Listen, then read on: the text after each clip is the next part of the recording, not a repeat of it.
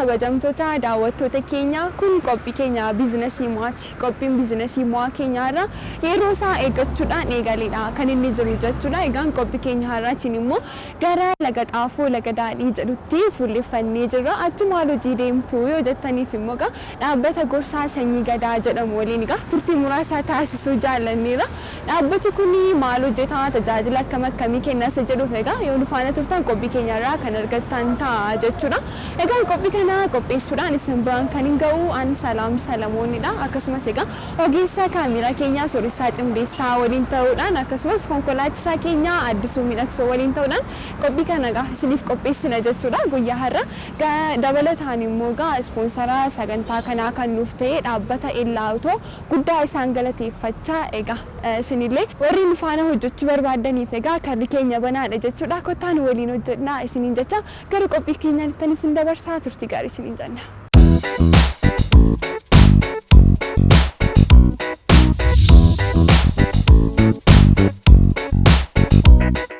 Egaan daawwattoota keenya akkuma amma isinitti meegaa har'ammoo qophii biizinasii mo'aa keenyaatiin kan nuti argamne dhaabbata gorsaa sanyii gadaa jedhamuttidha jechuudha. Gamanumaan immoo qophii kana ispoonsora gochuudhaan nu cinaa kan dhaabatanii dhaabbata Ellaawutoodhaan galatoomaa jecha qophii keenya har'aa eegalleedha kan nuti jirru ammallee haga xumuraatti nu hordofaa affeerraa keenya turtii gaarii.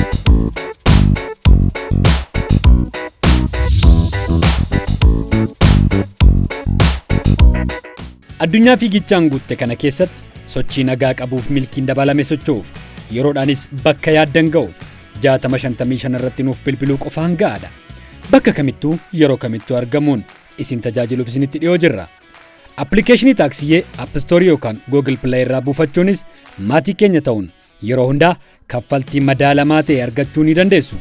Konkolaataa ammayyaawaa siistar kaampaanii Ellaawutoon oomishamanii fi konkolaachiftota si'aawoo ta'an waliin konkolaataa barbaadan bitachuuf itti fayyadamuuf dhaabbata keenya Ellaawutoo daawwadha. Taaksiyee yeroo hundaa sochiirra jirra.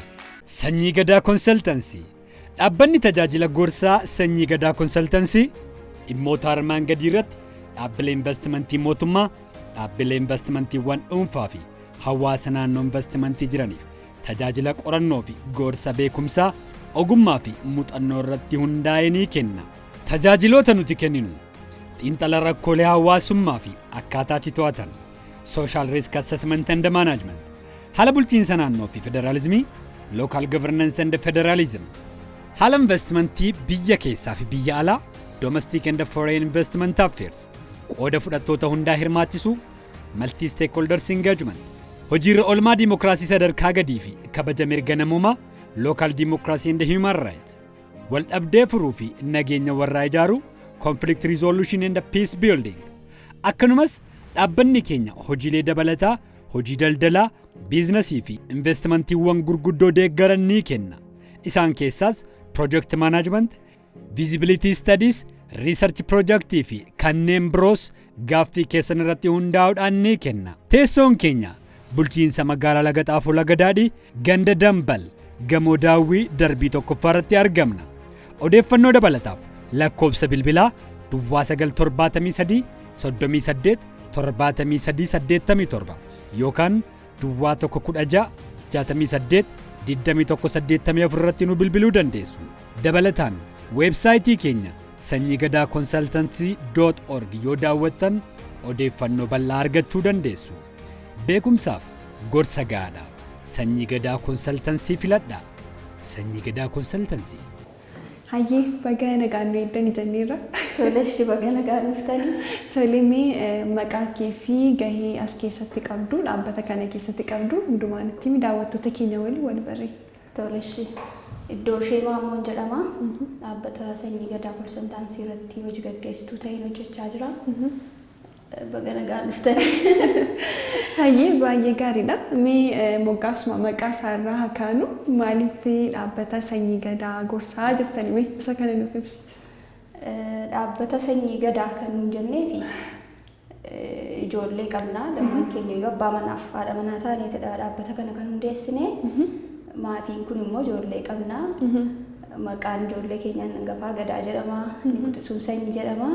Maqaa kana lama walitti fiduun yeroo dhaabbata kana hundeessine maal jennee moggaasnu jennee gaafa yaadnu maaf maqaa ijoollee keenyaan moggaasnu kan jedhu irratti mari'annee dhaabbata sanyii gadaa konsaltaansii jennee moggaafne. Maatii maan hojjechaa jirtu jechuudha. Maatii maan hojjechaa jirra. Baay'ee namatti tola. As keessatti gaheen kee kanuma dhaabbanni kun kanuma dhuunfaa keessanidha. Dhaabbanni kun kanuma dhuunfaa keenyadha. Baay'ee fi ijaarsa kooti. Mooneen Sundarraa fi iddoo ishee maammoo taaneetu PLC hundeessinee hojjechaa jirra. Baay'ee gaariidha. Mee yoom hundeeffame maaliif hundeeffame isa jedhurraa kan? Kan inni hundeeffame waggaa tokko erga hundeessinee waggaa tokko fixneerra. Kan hundeessineef immoo rakkoo investimentii fi hawaasa gidduu jiru furuufi rakkoowwan garaagaraa hawaasa gidduutti investimentiidhaaf yeroo investorootni gara hawaasaatti dabalaman rakkoon hawaasni sun qabu maali kan jedhu qorannee akkasumas immoo rakkoo investorri sun qabu furuu qabu kami kan jedhu qorannee sanarratti furmaata kennuufi kan nuti hundeessine jechuudha. Baay'ee gaariidha. Gara hojii dhuunfaa keessanitti mee akkamittiin dhuftanii kana duraa gahee maalirra hojjechaa turtan? Kanuma keerraa yookaan jechuudha sabas booddee dubbisuun koo waan hin hafne kana dura maal hojjechaa turte?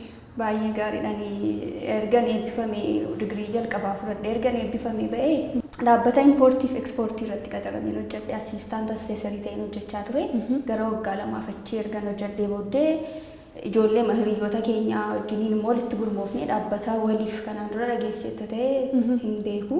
Dhaabbata waliif sana namoota 17 taanee hundeessine gara achitti dhaabbata liqiif qusannoo bannee achi keessatti kaasharii ta'een hojjechaa ture jechuudha. Erga keessatti. Baay'ee gaariidha. Achumarraan dhufnee gara gaa'ilaatti galuun maal dhufee jaarsi koo immoo dhaabbata gorsaa dhaabbattoota investoroota wajjin dhaabbata gorsaa keessaa hojjeta. Yeroo baay'ee gorsa kennuudhaan hojjeta. Achumarraan kaanii mari'annee maaf gara ani immoo yeroo baay'ee biizinasiin barbaada. Akkuma nagadafaa kana daldala kana maal kana irratti xiyyeeffachuun barbaada kaayyoon gochuu ture qaxaramanii hojjechuun baay'ee nama nuffisiisa nama hundumaatu beeka. Yoo rakkattee bakka yeroo kan itintinii sanatti galtu. Sanarraan kan kee maaf hojii mataa keenyaan uummannu mari'achuutti kaane. Inni toora biizinesii irra takkaayyuu yaadu.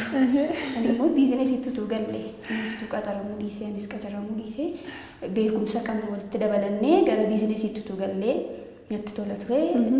Gidduumaan yaadni kun nu dhufee yaadni gorsa kennu. Inni wanta kanarratti gati hojjetuuf ani immoo beekumsa kootiin deeggaree maaf hin hundeessinu.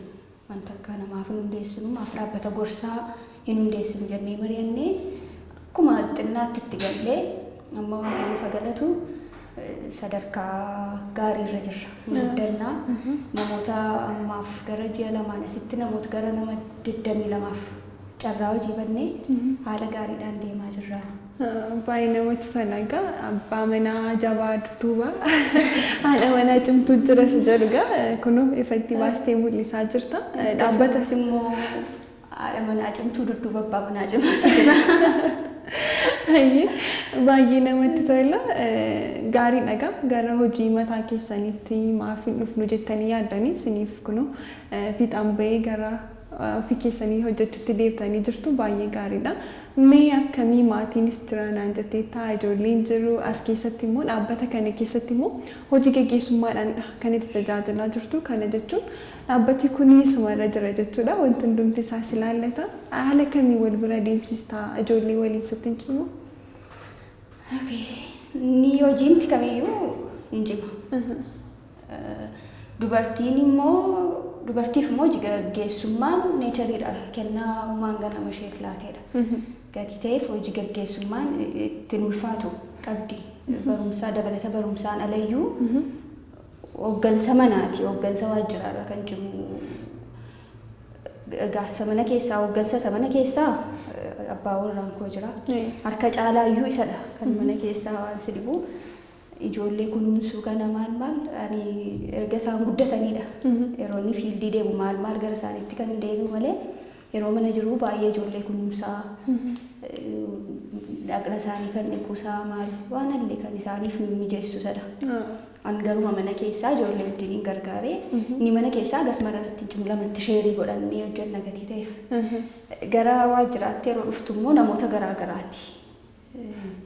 Walitti fiddeeti kan itti wajjiniin hojjettu. Inni xinnoo chaalenjii qaba.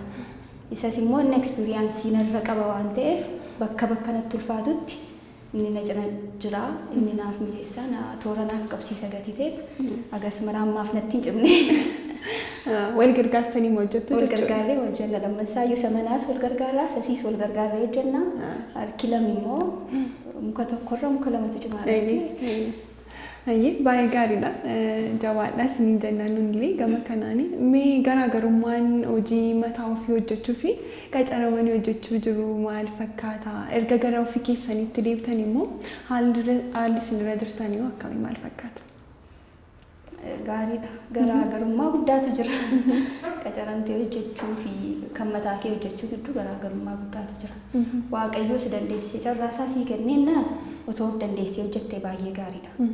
Otoo hojii mataa kee uummate xiqqaamarraa kaatee amma hojii uummadhu hojjedhu jedhee gaafa namni si gorsu maallaqeeleen akka kaapitaala isaa naa kennu akka waan qarshii naa kennu hojii uummadhu naan jedha jettee yeroo itti nama komatti faatu jira. Wanta na mudate jechuudha. Garuu yoo ofii keetiif itti yaadde amma bunarraa kaatee fakkeenyaaf yookiin kophee qulqulleessuurraa kaatee gadi buutee jechuudha. Digiriin qabaa, maastarsiin qabaa, maal dhiistee gadi buutee hojii xinnaarraa yoo kaatee hojjette baay'ee guddattaa jabina argachaa deemtaa argite. Isa dur miindaa ji'aan eegdurra guyyaa guyyaan yeroo argattu yookiin immoo ji'atti wanta xiqqaa argachaa turteerraa yeroo ji'a keetti torbeetti miindaa sana ol argachaa yerootti deemtutu jira. Sanarra darbee konfiidensiin keenya dabala. Ofitti amanamummaan keeyyuu baay'ee dabala yeroo hojii mataa keetii hojjettu. Ofitti amanamummaan kee baay'ee dabala. Dorgommii keessa galta namoota cina kee jiran namoota biizinesii hojjechaa jirtu siin dorgomaa jiran waliin illee dorgommii keessa galta. Qacaramtee yeroo hojjettu garuu harka namaa jala jirta. Wanta namni sun godhi siin jedhu qofa goota. Amma immoo yeroo ammaa dhaabbattoota garaagaraa keessatti jallinatu jira. Dhaabbata kiristaanaas haa ta'u dhaabbatuma namoota waaqatti namanne yoo ta'u jallinatu guutee jira. Ati qajeelummaan hojjechuu hin dandeessu qacaramtee. Qajeelummaan hojjechuu yoo barbaadde qajeelummaan hojjechuuf carraa dhabda. Kanaaf qacaramanii hojjechuu fi kan mataa ofii hojjechuun garaagarummaa guddaa qaba. Siin jechuun barbaade. Baay'ee gaariidha. Egaa wanti kamiyyuu gaafa jalqabuuf jettu haalonni jiran rakkisuu danda'u. Akkanaaf kaastee immoo atis illee abbaa warraa kees illee qacarameedha kan hojjechaa ture. Sanarraan kaatanii maaliif hojii mataa keenyaa hojjechuu hin dandeenyu jettanii immoo dandeessaniittus gara hojii mataa keessanitti deebisaniitu garuu waggaa tokko guutuuf naan jetteetta erga dhaabbanni kun hundeeffame. Kana keessatti garuu maaltu isin mudatee abdii kutannaan tureera moo sammoo haala kamiin keessa dabartanime? Mudannoon inni actually mudannoon nu mudate jira. Chaalenjii guddaas nutti ta'ee ture. Dhaabbattoota gosa adda addaa wajjiniin kontiraatatti galtaa, walii galteetti galtaa jechuudha. Dhaabbata nuun walii galtee wajjiniin gallee chaalenjii guddaadha jedhee kan hin yaadu jechuudha. Dhaabbatni nuun wajjiniin kontiraata gallee yookiin walii galtee waliif gallee fi dhaabbatni walii wajjin hojjetu jira ture. Walii galteen isaanii addaan cita.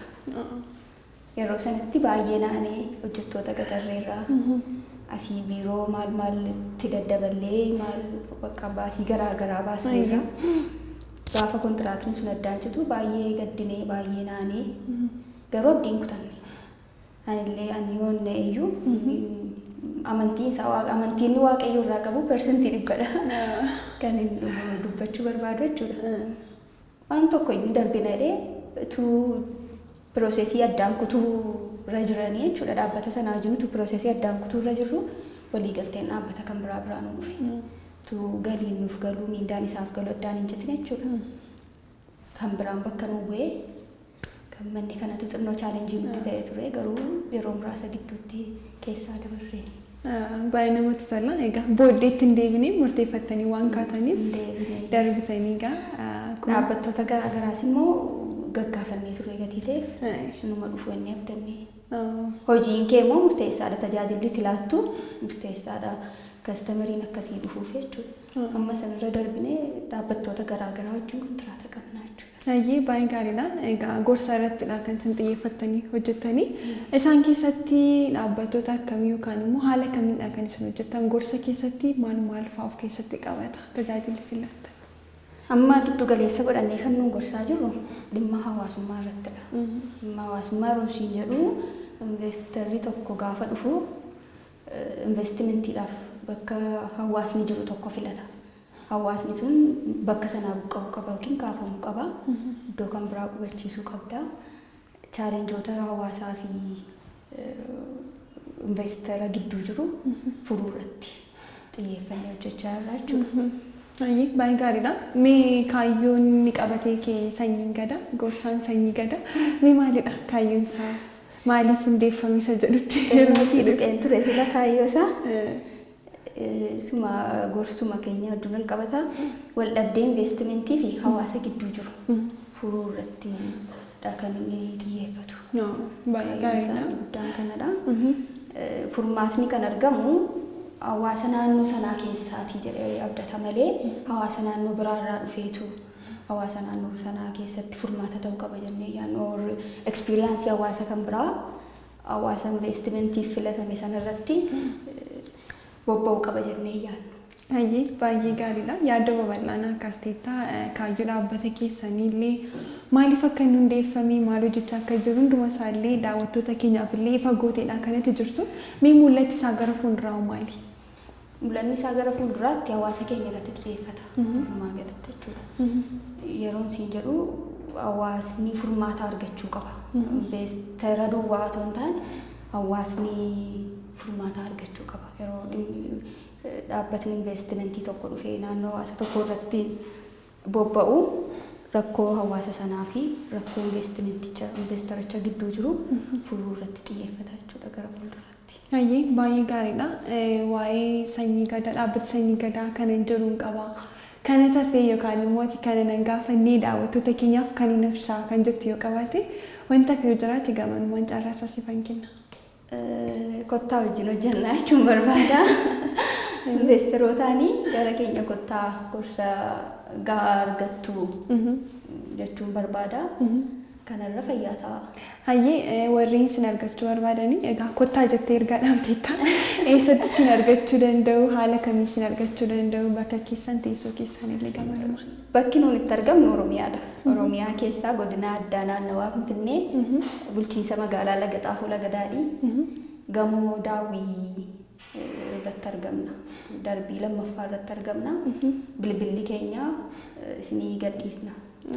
Akkasumas immoo iimeelii qabna. Iimeelii isinii gadhiisna. Weebsaayitii keenya illee sanyii gadaa konsaltansi jettanii yoo galtan argachuu dandeessu. Guddaa galatoomii turtii taasisaniif yeroo keessillee waan nu laatteef galatoomii siin jedheera. Tole isinis dhuftanii nu gaafachuu keessaniif nu daawwachuu keessaniif guddaa isin galateeffannaa galatoomaa. Egaa daawwattoota keenya qophii keenya egaa akkuma itti fufeettidha kan jiru jechuudha. Egaa amma kan turtii taasisaa turre hojii gaggeessituu iddoo ishee maammoo waliinidha turtii kan nuti taasisne jechuudha. Egaa qophiin keenya illee ammallee hin xumuramne akkuma itti fufeetti jira jechuudha. Haga xumuraatti nu faana turaa affeerraa keenya turtii gaarii.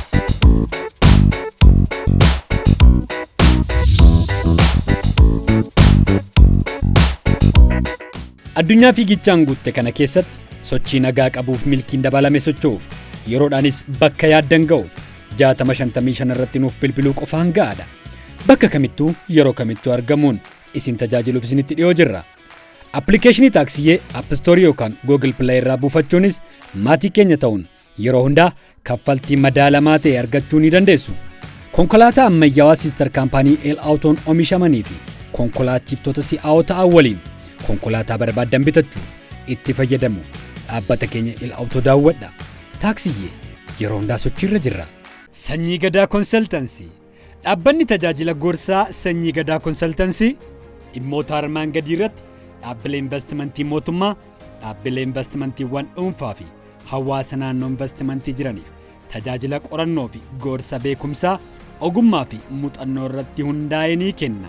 Tajaajiloota nuti kenninu xiinxala rakkoolee hawaasummaa fi akkaataa itti to'atan social risk assessment and management, haala bulchiinsa naannoo fi federaalizimii, local governance and federalism, haala investmentii biyya keessaa fi biyya alaa, domestic and foreign investment affairs, qooda fudhattoota hundaa hirmaachisuu, multi stakeholders engagement, hojiirra oolmaa diimokiraasii sadarkaa gadii fi kabaja mirga namoomaa, local democracy and human rights, wal dhabdee furuu fi nageenya warraa ijaaruu, conflict resolution and peace building.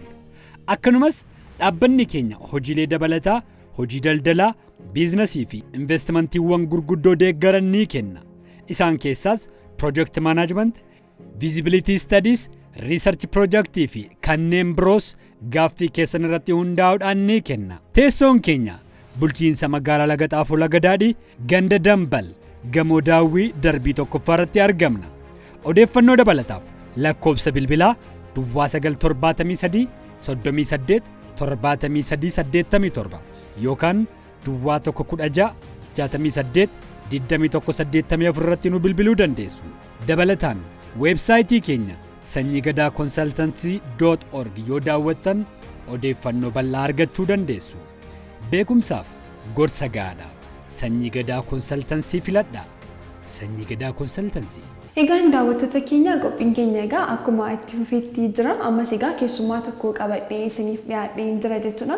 Keessummaan keenyudha isa jedhuuf immoo egaa ammallee nu faana turtii yoo taasistan kan argitan ta'a jechuudha. Ammallee yaadni keessan nu duukaa ta'u turtii gaarii. Hayyee sinillee baga nagaan nu eeddan jenneerra. Fayyadaa baga nagaan dhuftan sanis. Hayyee baay'ee gaariidha. Daawwattoota keenya waliin wal si barsiisaa maqaa kee gahee hojii dhaabbata maalii keessa akka hojjettullee nuuf ibsi. Tole maqaan koo Mooneen Sundarraan jedhama. Dhaabbata Sanyii Gadaa Consultancy keessatti Daayirektara Piroojeektii yookaan Piroojeektii Daayirektarii ta'ee hojjedha.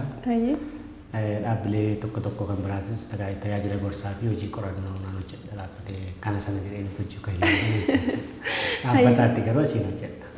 Baay'ee gaariidha. Dhaabbanni kun egaa kan kee dhalleeti sintu hundeessee haadha warraa kee waliinidha. Kanatti hojjettu isheellee dubbisiin ture waan ta'eef sana. Mee haalli hojii akkam fakkaataa gama keetii wanti jiru? Dhugaa dubbachuu fi haalli hojii baay'ee natti tola asitti hojjechuu koo fi kanaan dura dhaabbilee adda addaaf qacaramee yeroo hojjechaa turee fi haalli amma jiru wanti baay'een adda godha. Inni kun dhaabbata Aniifaati Manaa Koodii wajjin hundeessinedha. Dhaabbata kootii hojii kootii wajjin hojjedha.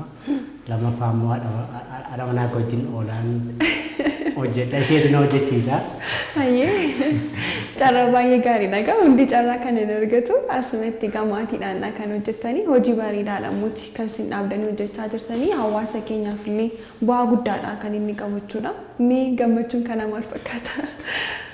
Baay'ee namatti tola dhugaa dubbachuuf baay'ee nama gammachiisa kana baay'ee ogummaa keetiin walii wajjin dhuftee waan beektu waan uummataaf ta'a jettee yaaddu namni waan harkaa qabu yoo darbate dabeessan jedhamu akkuma jedhu Oromoon. Kanaaf gammachuun koo baay'ee guddaadha dhugaa. Baay'ee waaqayyoon galateeffadha. Baay'ee natti tola. Baay'ee gaariidha. Egaa gorsa irrattidha kanatti hojjettu atillee dhaabbattoota kaanii waliin illee gorsa akka laattu egaa gurra na buteera. Mee garuu gara sanatti otoo hin darbiin gorsi akkamii biizinasii ta'uu danda'a birriin argamsiisaa isa jedhudha kan. Dhugaa dubbachuu taanaan addunyaa kana keessatti hojiin maallaqa guddaa argamsiisuu danda'u yoo jiraate hojii gorsaati. Hojii konsaltaansii jedhamu kana jechuudha. Hooggantoonni gurguddoon addunyaa abbootiin qabeenyaas haa ta'u interpiriinars warri nuti jennu baay'een isaanii ofii isaanii beekumsa hin qaban yoo ta'e illee namoota beekumsa qabaniin gorfamaniiti kan isaan karaa baay'ee effektiif ta'an yookaan immoo kan isaan milkaa'ina guddaa argatanii jechuudha. Kanaaf biyya kanatti badaa hin beekamin malee sadarkaa addunyaatti biyyoota adda addaatti tajaajilli gorsaa maallaqa ta'urra darbeeyyuu maallaqa guddaa argamsiisuu kan danda'udha. Sadarkaa nama dhuunfaattis akka dhaabbataattis garuu biyya kana keessatti hangas hin baramne jechuudha. Mee akkamii bu'uurri gorsaa maal ta'uu qaba yookiin immoo bu'uurri gorsaa maalidha maal ta'uu qaba jetta? Bu'uurri gorsaa akkaataa namoonni hayyoonni adda addaa dubbatanitti fi bu'uurri gorsaa maali jennee gaafa gaafannu waan sadii. Tokko namni kennaadhumaan beekumsaaf hubannaa nama kan biraarraa adda ta'e qabaachuu danda'a. Kanaaf akka nama dhuunfaatti namni kennaadhaaf beekumsa addaa hubannaa addaa qabaate jennaan otoo hin beekiin hiriyaa isaan gorsaa maatii isaan gorsaa dhaabbata hojjetuuf hin gorsaa. Kanaaf bu'uurri gorsaa tokko beekumsa jechuudha. Beekumsi kun mana barumsaatti haa ta'u mana barumsaa alaa haa ta'u beekumsa argatan irraati. Lammaffaan bu'uurri gorsaa qorannoodha. Qorannoo jedhamu sana riisarchii irratti kan xiyyeeffate keessumaa tajaajila gorsaa kennuu barbaadde yoo ta'e beekumsa qabaachuu irra darbeeyyuu waan hin beekne baruu irratti deebitee riisarchii gochuu qabdaa jechuudha. Kanaaf qorannoo gahaa ta'e qorannoo empiriikaal ta'e jechuun qorannoo qabatamaa ta'ee fi haala qabatamaa irratti hundaa'a gorsi jechuudha. Inni sadaffaa baay'ee murteessaan muuxannoodha. Namni tokko beekumsa qabaatee qorannoo gahaas hojjetee garuu muuxannoo qabu yoo ta'e jechuun fresh gaafa taatu gorsuudhaa fi wantoonni tokko si rakkisaa jira. Kanaaf beekumsa qabaatte jennaan beekumsi kee immoo qorannoof qo'annoodhaan deeggarame jennaan beekumsi fi qorannoo natti qabdu immoo muuxannoodhaan deeggarame jennaan isa kanarratti yoo xiyyeeffatte isaan kana qabaatte jennaan namni kamiyyuu dhaabbanni kamiyyuu hoogganaan yookaan bulchaan kamiyyuu gorsa keef iddoon kennaa atillee waan gorsitu sirriitti hin beektaa jechuudha. Baay'ee gaariidha. Yaada bal'aanaa kaasteetta. Bu'uura gorsaa ta'uu qabullee beekumsa dhallee jetteetta. Baay'ee gaariidha. Mee gorsa irratti yeroo hojjettu kana ijoollummaatti illee nama gorsitamu kennaan isaa akkamii ganama sii kenname moo barumsaan kan hoogganamedha? Gaaffiin kun gaaffii ulfaataadha dhugaa dubbachuuf. Namni gaafa waa'ee mataa isaa haasa'u yookaan guddi siyaasaa ta'a yookaan xiqqee siyaasaa ta'a. Garuu maatiin koo beeku, hiriyoonni koo obboloonni koo beeku otoo isaanii gaafatti natti tola. Maatii keenya keessatti yeroo baay'ee abbaa koo fi harmee koo akkasiin gootanii akkas gochuu qabdu xinnoo maamaa ka'ee waan ekspoojeri akkasiin qaba fedha akkasiin qaba. Sababni isaa immoo jedhee maal gaafan gaafadhu harka caalu akaakayyuu koo fi akkoo biratti guddadhe namni akkoo akaakayyuu biratti guddatu beekumsaa fi muuxannoo waan baay'ee bal'aa qaba. Kanaaf ijoollummaadhaanis nama dhuunfaan gorsaa ture.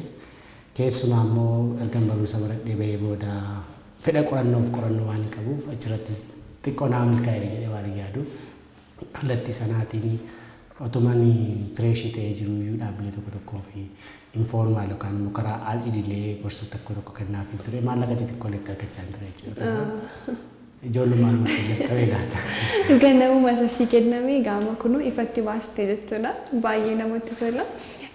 Meegaa namoota akkamii gorsitaa amma immoo waggaan kunni ergaa dhaabbata kanaa hundeessanii isa keessattuu jijjiiramni jiru maal fakkaataa namoonni isin barbaadanii dhufanuu akkamii jiru? Ani akka dhuunfaatti qacaramee hojii tajaajila gorsaa kana kan jalqabe waggaa 3 gara waggaa 4tti dhiyaachaa jira. Dhaabbata international consulting firmii Trabshoo Kambarlee jedhamutti sadarkaa Itoophiyaatti gorsaa isaanii ta'een gorsaa haala siyaasaa fi dinagdee ta'e hojjechaa ture. Ammallee isaan wajjin hojjetaa jira jechuudha. Dhaabbilee tajaajila albuudaa baasan tokko dhaabbilee hojii biizineesii qaban tokko fakkeenyaaf amma dhaabbilee walii fi namoota hundeessan keessaa illee tokko ture warri jalqabaa yaada isaa qaban keessaa tokko ture. Achi keessattis gaheen koo harka caalaan miseensa boordii ta'e yeroo hin jiru yookaan utuma hin jiraatin iyyuu utuma ta'e hin jiraatin iyyuu gorsa tokko nan kennaa ture. Akkas ta'e keessumaa biizinees istiraateejii irratti nama biizineesii miti biizineesiin barannee barumsa koo siyaasaa garuu yeroo baay'ee namni tokko akkamitti akka milkaa'uu danda'u maaliif akka ta'e beeku manaa dhufa. Eessa akkanaa dhufu yoo beeku dhaabaa jechuudha.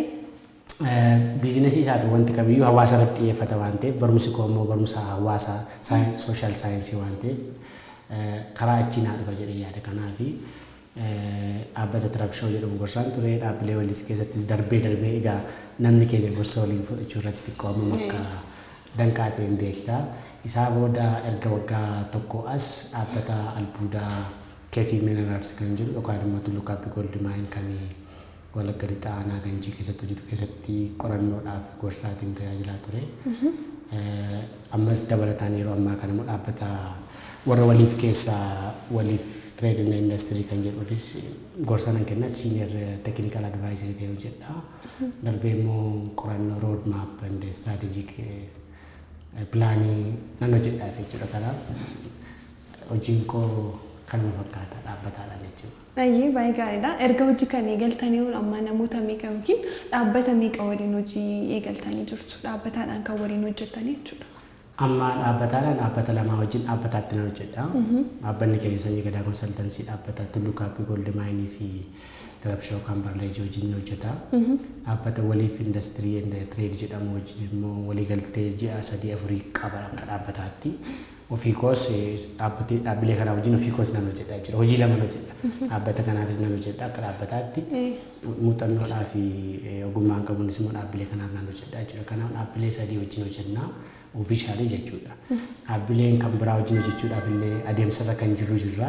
Isaan kana maqaa dhabuun ammaaf gaariis miti akkaataa adeemsaatti. Piroojeektii nuti arganne yoo xinnaate gara nama 22 yookaan nama 21 sirriitti yommuu beekuudhaan baadhee dhiifama iddoo ishee beekuu dandeessita. Garuu nama 22 fakkaata ana dabalatee. Yeroo dhiyoottis namni qacaramu jira gara nama 23dhaaf carraa hojii uumeera dhaabbanni kun jedhee yaada. Gara fuulduraattis egaa hiyyeessiin maa abdatan maa amanata. Baay'ee namatti tola egaa waggaallee yeroo hojiin gunne keessatti namoota 20 wayiif hojii uumuun egaa baay'ee waan guddaadha. Namoota baay'ee egaa hojii dhabdummaa irraallee akka isaan of qusatan yookaan akka baraaraman gootaniitu kun kan ta'e immoo egaa kana dura isinillee qacaramtanii akka hojjechaa turte iddoo isheenillee hojii gaggeessituun dhaabbata kana haadhi warraa kinaaf kaastee jirti. Garuu immoo gama kanatti deebitanii ofiillee hojii uumtanii namoota 20 illee hojii uumtaniitu isa kanaaf anillee galatamaan jedha maqaa daawwattoota keenyaatiin illee mee gara gorsaamatti adeeminu waa'ee masaarratti haasa'aa jirra.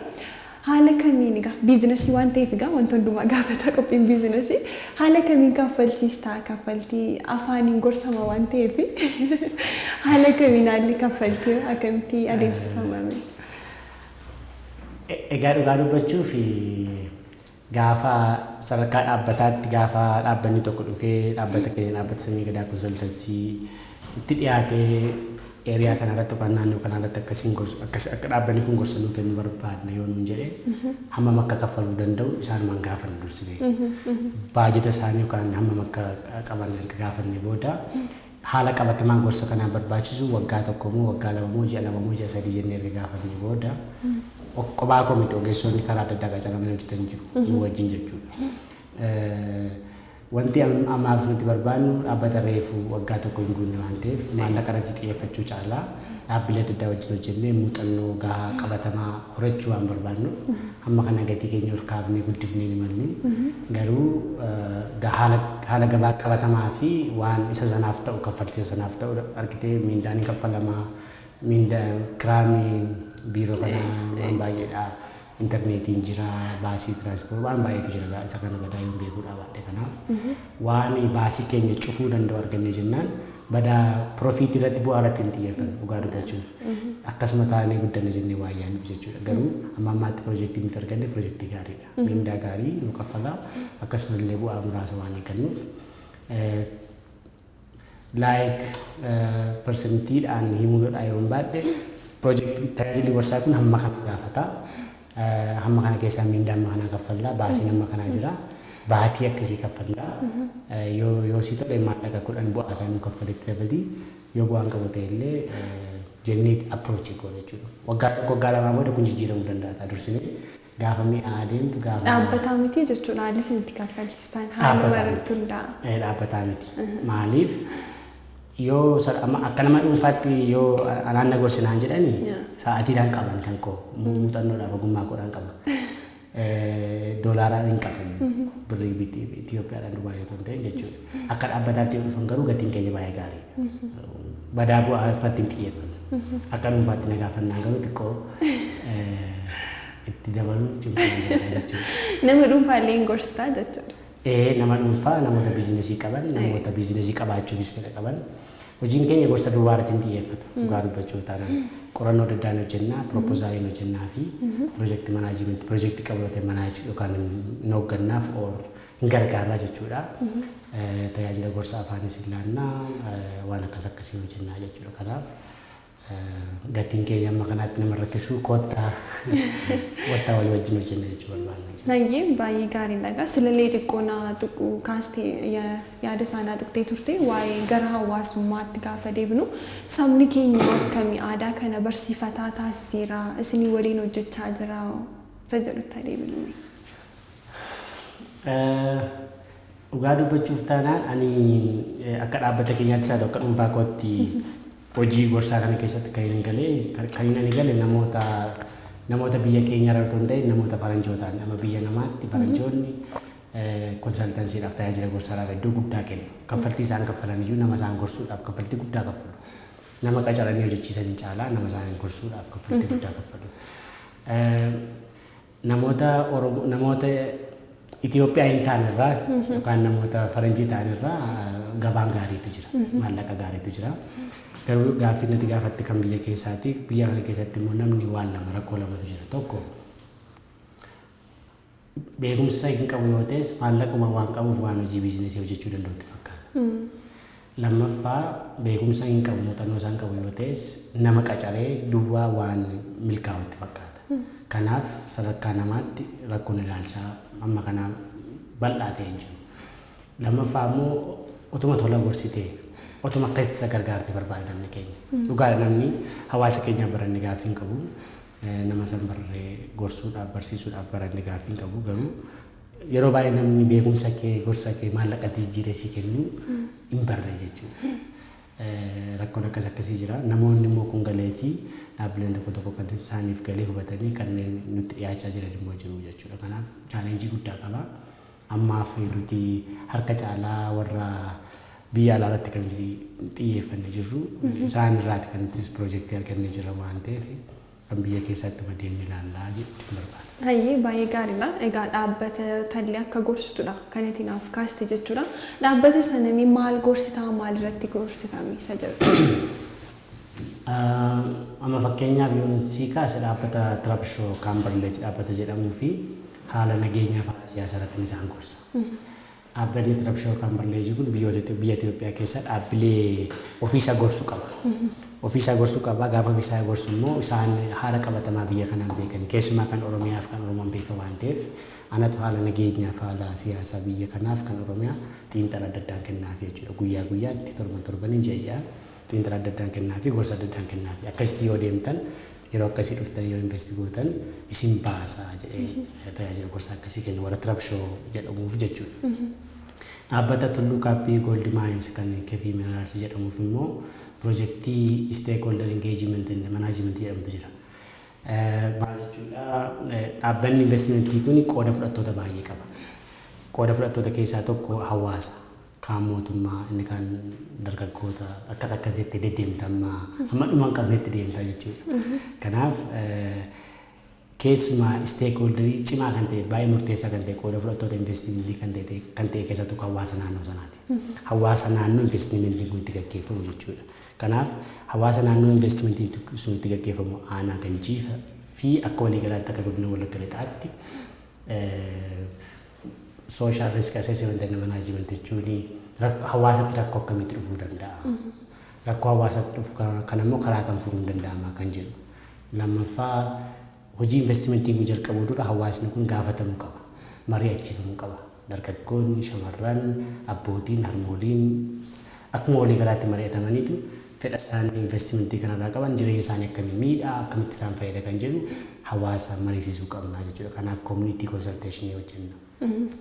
Inni lammaffaan inni sadaffaan multi stakeholder engagement kan jedhu piroojeektiin kun hawaasuma irratti xiyyeeffatu malee hawaasa keessaa jaarsolii keessaa namni bakka bu'u dubartoota keessaa namni bakka bu'u waan akka komitee wayii community caucus isa jedhamu sana walitti finneetu yaada hawaasaa walitti cuunfina jechuudha. Inni sun saayinsii fi akkaataa adeemsa mataasaa waan qabuuf piroojeektii sana keessaa miinii piroojeektii ta'eetu hojjenna jechuudha. Multi stakeholder engagement kan jedhu. Inni dhumaaf baay'ee murteessaa ta'e conflict resolution fi peace building. Yeroo baay'ee biyya kana keessatti isaa ta'u sadarkaa addunyaatti iyyuu investimentii fi hawaasa naannoo investimentii suutti gaggeeffamu gidduu walitti bu'iinsa jira. Fakkeenyaaf investimentiin kee hawaasa sanaan buqqaasa yoo ta'e, kaasa yoo ta'e hawaasni qe'ee isaarraa ka'uu barbaada. Hiyyoomeedhuma rakkateedhuma qe'ee isaarratti hafuu barbaada. Hariiroo nuti lafa keenya wajjin qabnus baay'ee guddaadha. Attaachimentii nuti lafa wajjin qabnus jechuudha. Kanaaf egaa akka dirqamaa ta'e yookaanis immoo akka itti fuudhaa saasa jedhamu sana ta'e immoo misoomni hin gaggeeffame yoo ta'e investimentiin gaggeeffame yoo ta'e al takka nama immoo hin buqqaasa qe'ee isaarraa hin kaasa jechuudha. Kanaaf lamaan isaayyuu investimentiinis barbaachisaadha. hawaasni kunis immoo akkaataa barbaadamutti qabamee yookaan immoo faayidaa argachuu qabu argachuunis barbaachisaadha waan ta'eef inni kun akka waliin lolle akka waliin dhiibneef tajaajila gorsaa laanna jechuudha. Kana gidduutti maaltu ka'a? Wal dhabdeetu ka'a jechuudha. Conflict resolution. Conflictiitu uumama jechuudha. Conflictiin sun gaafa uumamu sanyii gadaa konsaltansiin mootumti keenya iyyuu maanni local solution to local problem kan jedhu jechuudha. Rakkoon tokko naannoo sanatti uumame yoo ta'e beekumsaa fi haala qabatamaa naannoo sana giddu galeessa godhanneetu achuma keessaa furmaata arganneetu investorotaa fi yookaan investimentii fi hawaasa naannoo sana wal qaraarsina jechuudha. Kanaaf konfliktii wal dhabdeen furra wal dhabdee furuu duwwaa miti. Peace building godha nageenyi immoo itti fufiinsaan akka inni jiraatu godha jechuudha. Kanarratti kan hojjedhu sanyii gadaa konsaltansiinis piroojeektii kana fudhatee namoota baay'ee gara namoota 17 ana dabalatee nama 18 qacaree dhimma kana kan hojjechiisu jechuudha. Kanaaf walumaa galatti kana fakkaata. Warra dhaabbata waliif trade and industry fi waan lama hojjennu tokko dhaabbanni kun dhaabbata haaraa ijoollee reef jalqabu waan ta'eef kallattiitti deemuu qabaachuu irra jiraata. Road map isaa jedhamu sana. Eessaa ka'eetu eessa deema? Maaliif kan jedhu deebisuutu irra jiraata. Isa kana deebisuudhaaf jenna. Lammaffaan immoo waggoota kurnan kana gidduutti akeeka akkamii qaba? Strategic plan waggaa godhanii hojjechaaf jira. Inni kun more qorannoo irratti kan xiyyeeffatedha jechuudha. Baay'ee gaariidha. Egaa dhaabbata tokko gaafa gorsitanii dursitanii dhaabbanni sun illee rakkoorra yookaan kisaararraa akka hin buuneef dursitanii akeekkachiisuudha. Itti fakkaata sanuma mitiire. Yeroo kun ta'utti yoo kana gootan kun sirraa yoo kana goonii rakkoon sinirra hin ga'u jettaniidha kan gorsitu jechuudha. Sana waan akkamittiin beekuu dandeessa? Akka kisaaraan sun mudatu fi mudanne haala kamiin beektaa daawwattoota borsi bira dhufuu danda'aniif illee ifa akka ta'uuf jechuudha. Qaalluudha ayyakanama jiru jechuudha. Dhugaadha. Gaaffii baay'ee bareedaadha.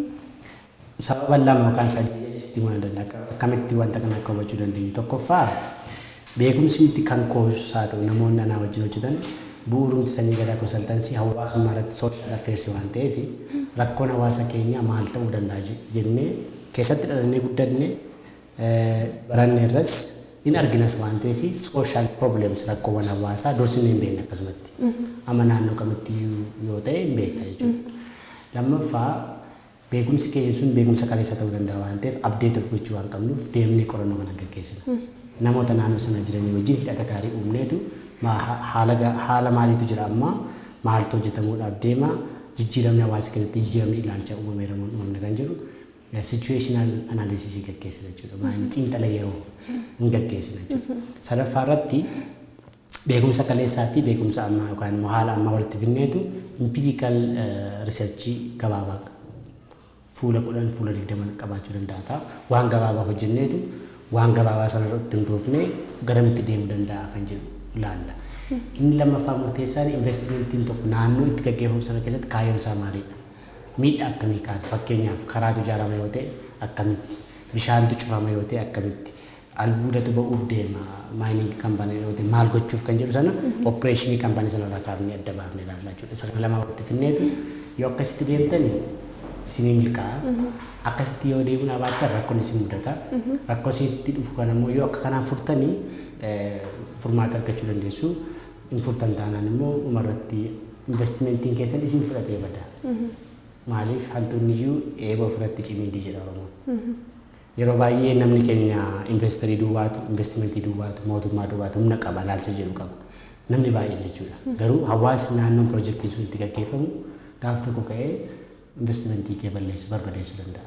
Mana kee gubuu danda'a jechuudha. Gaafa aaru, gaafa rakkatu, gaafa miidhamu, kulkulfatee gaafa ka'u siinu si balleessuu danda'a jechuudha. Kanaaf wanti akkasii akka isaatti dhufne mutual relationship isaan gidduu akka jiraatu gochuudhaaf hojii akkasii hojjenna. Hin beeknes, hin akeeknes, hin akeekkachiifnes.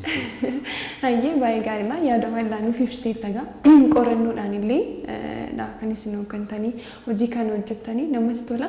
Mee egaa gara dinagdeen biyya keenyaa kan irra jiru gaa beekamaadha. Garuu immoo gorsaa wajjin mari'atanii yoo hojjetan dinagdee biyya keenyaatiif bu'aan argamu maali?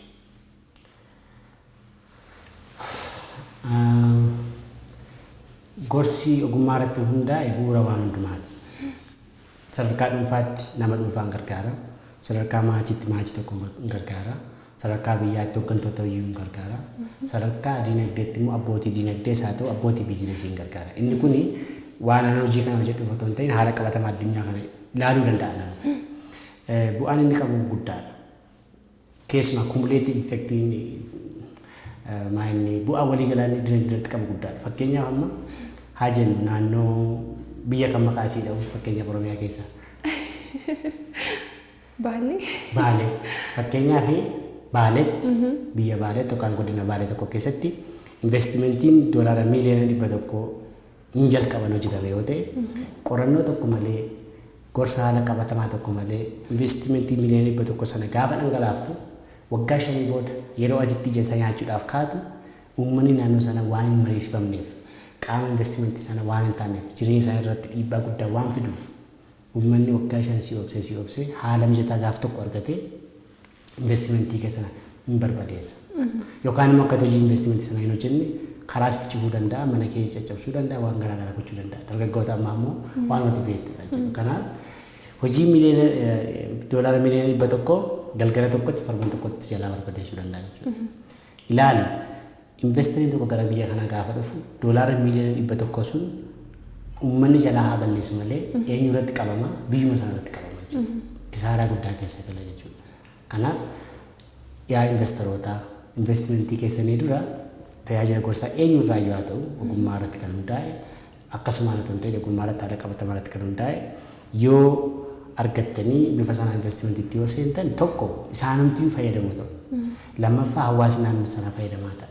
Sadaffaa bu'aan achirraa argamu guddaa ta'a. Maratti immoo kisaaraan hin jiru. Kisaaraan hin jiru jechuun uummanni qayyee hin barbaadeessu. Itti fufiinsa qaba sustainability jechuudha. Gaafa sana obviously biyya akkasumatti guddatti. Halkan tokkotti waggaa tokkotti biyyi guddatu hin jiru sadarkaa addunyaa irratti. Baaleetti investimentiin akkasii kan uummata fayyadu yoo jiraate, Arsiitti akkasii yoo jiraate, giddu galeessa Oromiyaatti akkasii yoo jiraate, dhiyaa Oromiyaatti iddoo adda addaatti akkasitti yoo jiraate, walitti dhufeetu sadarkaa addunyaatti, sadarkaa Oromiyaatti, sadarkaa Itoophiyaatti haala akkasii dhufa jechuudha. Kanaaf bu'aa guddaa qaba. Hayyee baay'ee gaariidha. Yaada bal'aa fi ibsa bareedaadha kanatti gochaa jirti jechuudha. Namatti tola. Meegaa kana tafee wanta jedhu qabaa yoo jette dhumarratti wanta fi yoo jiraate gamanumaan caalaasaa kenna. Wanti nuti jechuu barbaadu yoo jiraate maanni Itoophiyaa kan akka biyyaatti yaadne yoo ta'e investimentiis akka madda guddinaatti hin laalle yoo ta'e namoonni investi godhanii fi mootummaan namoonni adda addaa akka isaan akka madda guddinaatti akka miti nan beeka. Hin laalle yoo ta'e Itoophiyaa keessatti investimentiin gaggeeffamu harki caalaan isaa Oromiyaa keessattidha. Sababa argama Oromiyaatiin lammaffaa immoo Oromiyaan qabeenyaanis badhaatu waan taateef waan addaatu wanta Oromiyaa keessa hin jirre hin jiru. Kanaaf mootummaanis namoonni investimentiitti seenanis tajaajila gorsaa haala qabatamaa yeroo irratti hundaa'e giddu galeessa godhatanii haala siyaasaa ilaalanii otoo hin ta'in yookaan immoo deeggarsa mootummaa waan qabaniif otoo hin ta'in yookaan immoo deeggarsa hawaasa duwwaa waan qabaniif otoo hin ta'in tajaajila qabatamaa kan investimentii isaaniif ta'u kan biizinesii isaaniif ta'u kan biyyaaf ta'u kan rakkoo keessa isaanii galchine irratti hundaa'anii otoo hojii investimentiitti seenanii. Inni kun waan lamaaf isaan fayyada. Tokko hawaasa naannoo sanaa wajjin hariiroo gaarii qabaatanii bara baraan egaa bara baraan illee namni jiraatu garuu waggaa dheeraadhaa fi investimentii isaan hojjetatu. Lammaffaa immoo seenaa keessatti hawaasa akkasii naannoo akkasii hin miine kan jedhu hojiin nama hundumaa seenaa irratti hin galmeeffamu. Kan mootummaas hin galmeeffama, kan nama dhuunfaas hin galmeeffama, kan investitootaas hin galmeeffama jechuudha. Kanaaf tajaajila gorsaa qabatamaa argattanii hojiitti seenuu qabdu. Warri hojjechuudhaaf fedha qabdan, warri amma rakkoo keessa jirtan, investoroonni rakkoo keessa jirtan dhaabbanni keenya dhaabbanni sanyii gadaa konsaltansii isin gargaara. Akkasiin bu'aa qabeessa taatan isin deeggara. Walii wajjin hojjennaa.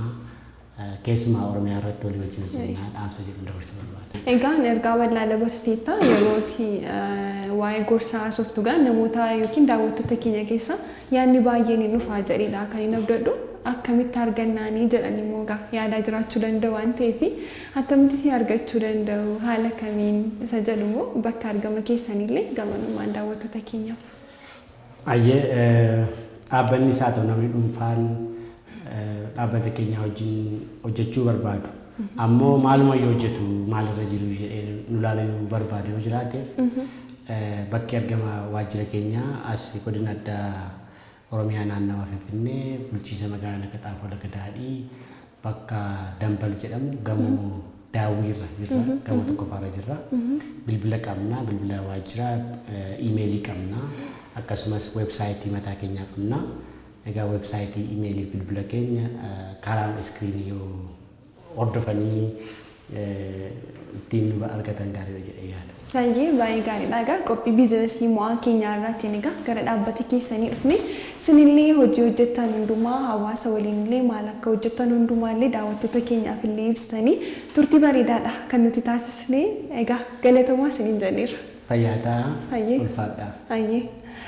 Addunyaa fiigichaan guutte kana keessatti sochii nagaa qabuuf milkiin dabalame socho'uuf yeroodhaanis bakka yaaddan ga'uuf 60-55 irratti nuuf bilbiluu qofaan ga'aadha. Bakka kamittuu yeroo kamittuu argamuun isin tajaajiluuf isinitti dhiyoo jirra. Appilikeeshinii taaksiyee App Store yookaan Google Play irraa buufachuunis maatii keenya ta'uun yeroo hundaa kaffaltii madaalamaa ta'e argachuu ni dandeessu. Konkolaataa ammayyaawaa siistar kaampaanii El Autoon oomishamanii fi konkolaachiftota si'aawoo ta'an waliin konkolaataa barbaadan bitachuuf itti fayyadamuuf dhaabbata keenya El Auto daawwadha. Taaksiyee yeroo hundaa sochiirra jirra. Sanyii Gadaa Konsaltansii dhaabbanni tajaajila gorsaa Sanyii Gadaa Konsaltansii dhimmoota armaan gadii irratti dhaabbilee investimentii mootummaa, dhaabbilee investimentiiwwan dhuunfaa fi hawaasa naannoo investimentii jiraniif tajaajila qorannoo fi gorsa beekumsaa, ogummaa fi muuxannoo irratti hundaa'ee ni kenna. Tajaajiloota nuti kenninu xiinxala rakkoolee hawaasummaa fi akkaataa itti to'atan, social risk assessment and management, haala bulchiinsa naannoo fi federaalizimii, local governance and federalism, haala investimentii biyya keessaa fi biyya alaa, domestic and foreign investment affairs, qooda fudhattoota hundaa hirmaachisuu, multi stakeholders engagement, hojiirra oolmaa diimokiraasii sadarkaa gadii fi kabaja mirga namummaa, local democracy and human rights, wal dhabdee furuu fi nageenya warraa ijaaruu, conflict resolution and peace building. Akkanumas dhaabbanni keenya hojiilee dabalataa, hojii daldalaa, biizinasii fi investimentiiwwan gurguddoo deeggaran ni kenna. Isaan keessaas project management, visibility studies, research projectii fi kanneen biroos gaaffii keessan irratti hundaa'uudhaan ni kenna. Teessoon keenya bulchiinsa magaalaa Lagaxaafoo Lagadaadhii ganda Dambal gamoo daawwii darbii tokkoffaa irratti argamna. Odeeffannoo dabalataaf lakkoofsa bilbilaa Duwwaa 973 38 73 87 yookaan Duwwaa 116 68 2184 irratti nu bilbiluu dandeessu. Dabalataan weebsaayitii keenya sanyigadaa-consultancy.org yoo daawwattan odeeffannoo bal'aa argachuu dandeessu. Beekumsaaf gorsa gahaadhaaf Sanyii Gadaa Konsaltansii filadhaa. Sanyii Gadaa Konsaltansii.